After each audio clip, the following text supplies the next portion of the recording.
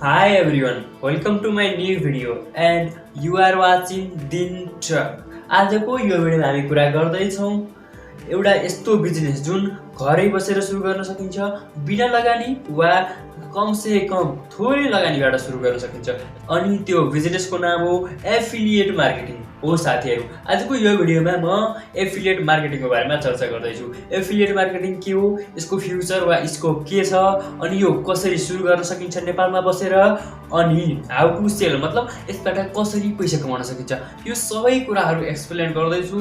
So video अन्तिमसम्म हेर्नुहोला र यदि तपाईं च्यानलमा नयाँ हुनुहुन्छ भने च्यानल सब्स्क्राइब गरी सँगै रहेको बेल आइकन प्रेस गर्न नभुल्नुहोला। सो साथीहरु सुरु गरौँ।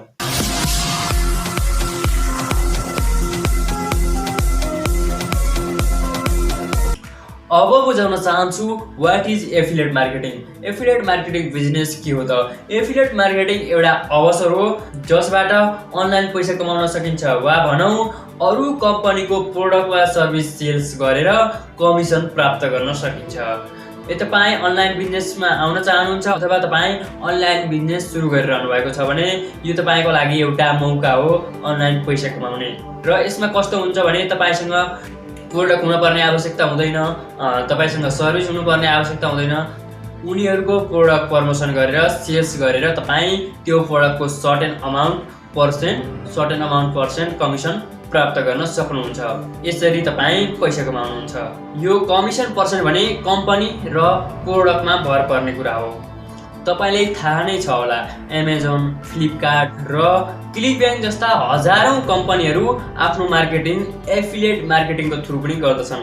यसबाट हामीले कसरी फाइदा लिन सकिन्छ भन्ने कुरा हामीमा भर पर्ने कुरा हो। यसमा तीनवटा ग्रुपहरू इन्भल्भ हुने गर्दछन्। एउटा कम्पनी जहाँ प्रोडक्टहरू हुने गर्दछन्। मान्नुहोस् नेपालको लागि दराज, हुन त मलाई लाग्छ एफिलिएट मार्केटिङ दराजले गरेको छैन, तर मान्नुहोस् एकछिनको लागि दराजमा प्रोडक्टहरू छन्। सेकेन्ड नम्बरमा छ हामी मतलब एफिलिएट, जसले चाहिँ ती कम्पनीहरूको प्रोडक्ट प्रमोट गर्दछौँ। अनि तेस्रो ग्रुप छ कन्ज्युमर, जसले यी प्रोडक्टहरू प्रयोग गर्दछन्। ती कन्ज्युमरहरूलाई ती कम्पनीहरूको बारेमा कसरी बताएर कसरी प्रमोट गरेर चाहिँ सेल्स जेनेरेट गर्ने, कसरी सेल्स गर्ने भन्ने कुरा चाहिँ हामीमा भर पर्ने कुरा हो। यो त भयो एफिलिएट मार्केटिङको बारेमा। अब म तपाईलाई यसको स्कोपहरूको बारेमा बताउन चाहन्छु। किनकि जबसम्म स्कोप थाहा हुँदैन, फ्युचर थाहा हुँदैन अथवा किन गर्ने त एफिलिएट मार्केटिङ भन्ने कुरा थाहा हुँदैन, तबसम्म त्यो काम गर्न हामीलाई मन लाग्दैन। साथीहरू, डाटाका अनुसार नेपालमा टोटल पपुलेसनको 9% मात्रै इन्टरनेट युज गर्थे भने अहिले यो नम्बर 2020 मा आइपुग्दा 63% भएको छ। मतलब 1.5 करोड भन्दा बढी युजरहरू नेपालमा दैनिक रूपमा इन्टरनेट युज गरिरहेका छन् र दिन प्रतिदिन यो नम्बर बढिरहेको छ। साथीहरू, जसरी इन्टरनेट बढिरहेको छ त्यसै गरी व्यापारहरू पनि इन्टरनेटमा सिफ्ट हुने क्रम पनि बढिरहेको छ र ई कमर्सहरूले 10 देखि 20% मार्केटिङ एफिलिएट मार्केटिङको थ्रु गर्ने गर्दछन्। बाहिरी देशको तुलनामा नेपालमा त अहिले सुरु हुँदैछ। साथीहरू, इन द वर्ल्डमा हेर्ने हो भने 2016 मा यो इन्डस्ट्री जम्मा 700 करोडको थियो भने अब 2021 मा पुग्दा यो इन्डस्ट्री 7000 करोडको हुनेवाला छ। मतलब यति धेरै ग्याप आउनेवाला छ। यस्तो अवसरको तपाईँ फाइदा लिनुहुन्छ वा लिनुहुन्न त्यो तपाईँको कुरा हो। म त भन्छु आज भिडियो हेर्दै हुनुहुन्छ भने आजदेखि खोज्न सुरु गर्नुहोस्। कसरी एफिलिएट मार्केटिङ गर्न सकिन्छ, कहाँबाट गर्न सकिन्छ, कुन कम्पनीमा जोइन हुन सकिन्छ, तपाईँ बुझ्न आजदेखि सुरु गर्नुहोस्। र तपाईँ सुरु गरिसक्नु भएको छ भने तपाईलाई बधाई छ। तपाईँ अबको बुम इन्डस्ट्रीमा जाँदै हुनुहुन्छ, एकदमै स्कोप भएको इन्डस्ट्रीमा जाँदै हुनुहुन्छ। एक रिसर्चका अनुसार retailer site, travel site, health site, banking site जस्ता कम्पनीहरू एफिलिएटमा आइसकेका छन्। नेपालको कुरा गर्ने हो भने 2020 सम्ममा सबै राम्रा कम्पनीहरू एफिलिएटमा आइसक्ने छन् र 2021 पछि एउटा दौड सुरु हुनेवाला छ। यो दौडमा तपाईँ भाग लिँदै हुनुहुन्छ वा हुनुहुँदैन, यसको फाइदा लिनुहुन्छ वा लिनुहुँदैन, कमेन्टमा आफ्नो प्रतिक्रिया लेख्नुहोला। र तपाईँ एफिलिएट मार्केटिङ गर्नको लागि तपाईँ दुई प्रकारका प्रोडक्टहरू चुज गर्न सक्नुहुन्छ। एउटा फिजिकल प्रोडक्ट र अर्को डिजिटल प्रोडक्ट। यी दुई मध्ये कुन प्रोडक्ट प्रमोट गर्ने त कुनमा धेरै फाइदा हुन्छ भन्ने बारेमा म अपकमिङ डेट्समा भिडियो बनाउने छु। अहिलेको लागि यति भन्छु। यदि तपाईँ राम्रो फाइदा लिन चाहनुहुन्छ भने स्मार्ट तरिका अपनाउन आवश्यक हुन्छ, किनकि अहिले हामी 2020 को एन्डमा र 2021 सुरु गर्ने बेला छौँ। यस्तो अवस्थामा कम्पिटिसन दिन प्रतिदिन बढ्ने क्रम जारी छ। यो कम्पिटिसनमा तपाईँ जित प्राप्त गर्नको लागि तपाईँ स्मार्ट वेले चल्न आवश्यक हुन्छ। अब तपाईँ डिसाइड गरिसक्नु भएको होला एफिलिएट मार्केटिङ गर्छु भनेर। यदि हो भने आउनुहोस् जानौँ कसरी सुरु गर्ने त, हाउ टु स्टार्ट। यो सुरु गर्नको लागि जम्मा 3वटा सिम्पल स्टेपहरू छन्। ती सिम्पल स्टेपहरूको बारेमा अब जानौँ। फर्स्ट स्टेप हो चुज अ प्रोडक्ट। तपाईँ यहाँ मार्केटिङ गरेर पैसा कमाउने हो। जबसम्म तपाईँसँग प्रोडक्ट नै छैन भने कसरी अथवा के को मार्केटिङ गर्नुहुन्छ। त्यसैले सुरुमा प्रोडक्ट चुज गर्न आवश्यक हुन्छ। अझ तपाईँ यसबाट धेरै फाइदा लिन चाहनुहुन्छ अथवा स्मार्ट तरिकाबाट चल्न चाहनुहुन्छ भने तपाईँले क्याटेगोरी वा निश चुज गर्न आवश्यक हुन्छ। निश चुज गर्न महत्त्वपूर्ण हुन्छ।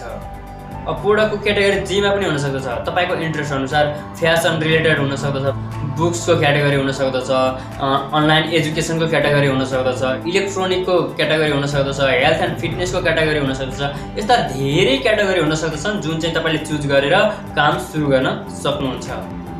यदि तपाईँ कमेन्ट गर्नुहुन्छ भने म नेक्स्ट भिडियोमा how to choose a profitable category अथवा प्रोफिटेबल निशको बारेमा भिडियो बनाउने छु।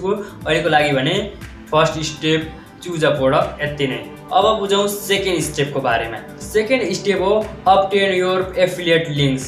तपाईँ जुन कम्पनीको प्रोडक्ट प्रमोट गर्न चाहनुहुन्छ अथवा तपाईँ जुन कम्पनीमा टाइड अप भएर काम गर्न चाहनुहुन्छ त्यो कम्पनीमा एज एन एफिलिएट रजिस्टर गरेर त्यसको लिङ्क प्राप्त गर्न सक्नुहुन्छ र त्यो लिङ्कलाई प्रमोट गरेर पैसा कमाउन सक्नुहुन्छ।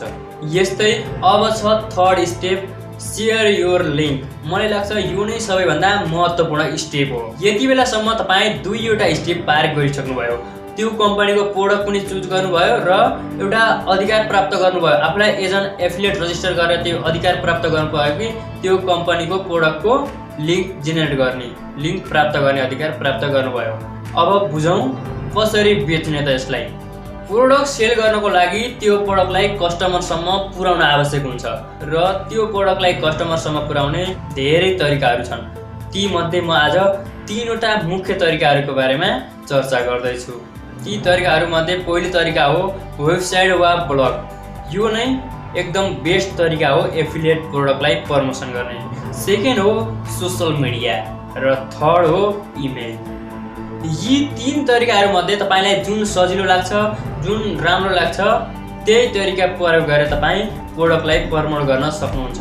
अहिलेको समयमा ब्लग वा वेबसाइट बनाउन पनि कुनै गाह्रोको विषय छैन, किनकि तपाईँ सजिलैसँग बनाउन सक्नुहुन्छ।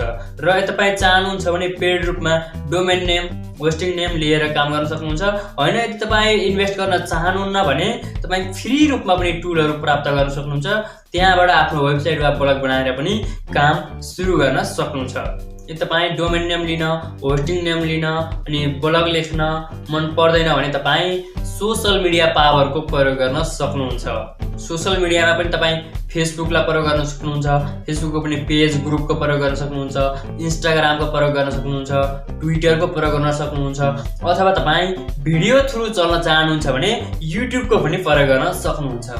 सोसल मिडियामा तपाईँ पेड रूपमा अथवा फ्री रूपमा पनि आफ्नो प्रोडक्टलाई मान्छेहरूको माझमा लगेर सेल्स जेनेरेट गर्न सक्नुहुन्छ।